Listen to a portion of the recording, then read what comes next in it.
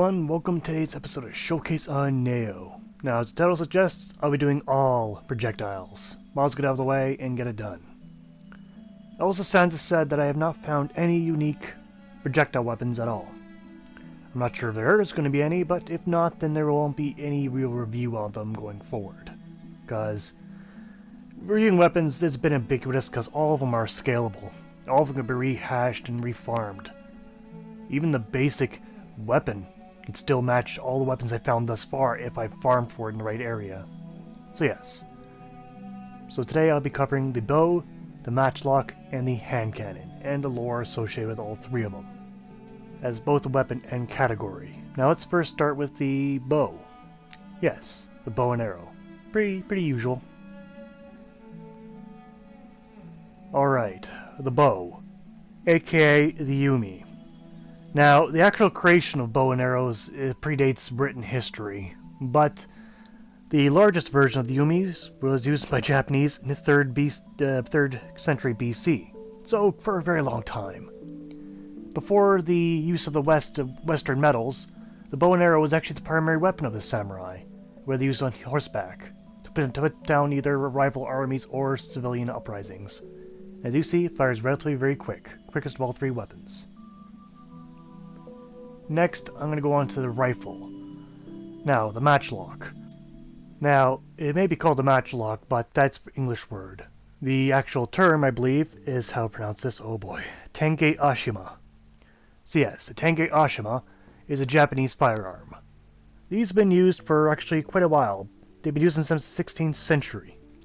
They became very popular in the Edo period when the Westerners came over with lots of metal, and they were able to make plenty of guns. It's not a true samurai weapon, as some would argue, since they did kill the samurai in the end, but nonetheless it is a weapon in your arsenal. It has plenty of firepower, stronger than a bow and arrow, however it fires much slower, and the ammunition count is also lower. But oh well, that's more firepower for you. Now, the hand cannon is the last one. The hand cannon. Let's be honest, there's no real such thing as this weapon. Not conventionally. I'll admit that the European and medieval knights have experimented with this, but usually it's disastrous results. The only cannons ever used in Japan warfare were large cannons. The ones, well, they've been experimenting with Chinese cannons and cast in bronze, but none of these cannons were small, man-portable ones. They're usually the large ones, up to 9 feet long, and quite heavy. But yes, of the projectile weapons, the hand cannon is the strongest, by far. Well, supposedly. And you have to be kneeling while using it, and it's also it fires the slowest, obviously. No surprise there.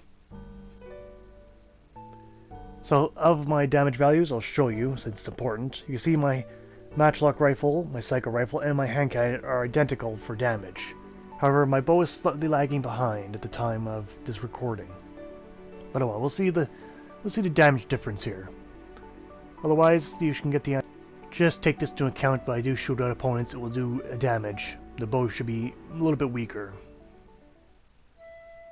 Speaking of the bow, let's start with that. Let's do a headshot. Alright. There we go. Almost 4,400. Now, I do have a second type of arrow. Let's try that. This arrow should be slightly more powerful, I believe.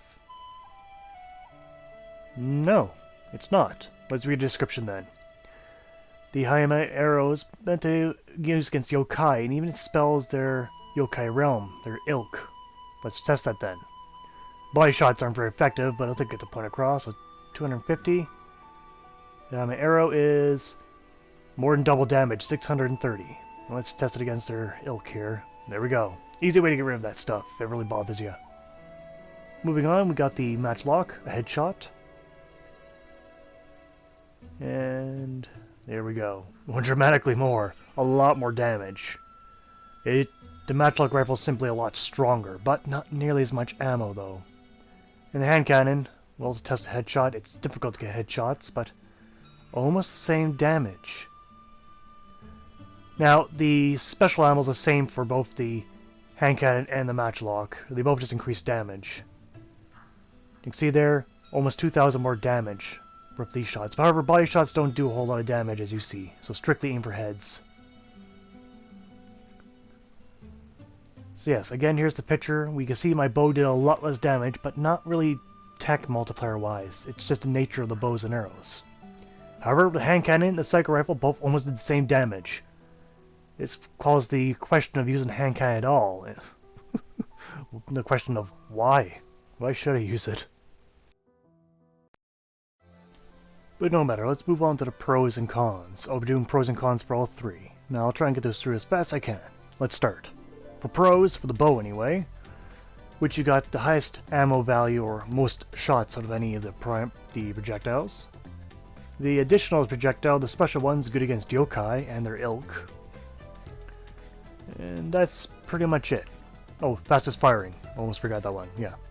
Anyway, cons is the weakest of all three ball projectile weapons. So yeah. Oh yes, and I guess I should mention a con for all of them in headshot damage or nothing. Anyway, score. Damage, I'll give a 5 out of 10. It was the weakest of all of them, but it's not shit. Speed, 8 out of 10. It's the fastest by far. Ammo, 8 out of 10, because you got the most shots. The best amount. And miscellaneous, 8, because that special arrow is actually pretty damn good. If you can use against yokai, because again, those guys are pretty pain in the ass, so getting an extra shot on them is pretty good. So in total, the bow and arrow gets 29 out of 40, which is excellent. Excellent weapon to keep at your side. Now you're going on to the Matchlock rifle. The pros, it is very powerful. Almost double the power of the bow and arrow. Its projectile speed is arguably the fastest, to kind of think of it. Alright, and the special ammo is very powerful as well. Adds 2,000 more damage to headshots as we saw. On the cons, it has less ammo on the bow. It fires slower than the bow. And that's pretty much it. Going into the score for Matchlock, damage gets a 9 out of 10. Pretty much excellent damage.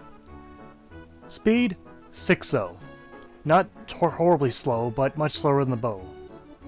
Ammo, 5 out of 10. You got pretty much almost half the shots that the bow and arrow will have in the end. Miscellaneous, a 7 out of 10. That secondary ammo is quite powerful indeed.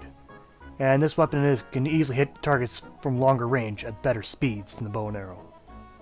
But in total, the Matchlock gets 28 out of 40. It's still an excellent weapon, keep both on you. Alright, let's move on to the cannon. Arguably the worst in my opinion, but no matter. On the pros, it does have the most damage, though not by a whole lot. And that is pretty much the only pro for this weapon. On the cons, it has the fewest ammo, the slowest fire rate, and when aiming you must be from a crouched position, so you can't exactly use cover to your advantage. Going on to the score for the cannon. Damage gets a 10 out of 10, though you must use a special ammo to creep ahead of the Matchlock. And that stuff's expensive and rare. Speed, 2 out of 10. Clearly the slowest, no surprise there. Ammo, also a 2 out of 10. But you know, the Matchlock gets half the arrow, the cannon gets half the Matchlock ammo value. So yeah, you don't get very many shots. Miscellaneous, a 4 out of 10. It's slow, you might as well have one on you, there's no point not, just I prefer to use the other two weapons a lot more, and I think it goes for a lot of people. You only get one shot off and that's it for this weapon before the enemy comes at you.